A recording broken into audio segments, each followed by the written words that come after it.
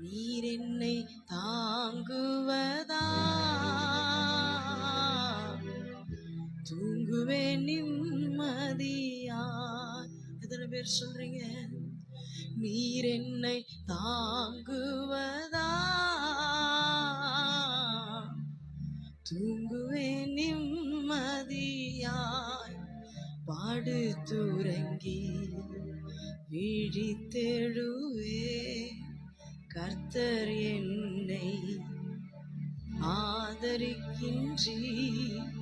பாடு தூரங்கி விழித்தெழுவே, கர்த்தர் என்னை ஆதரிக்கின்றி. கரங்களை உயர்த்தி சொல்லுமா?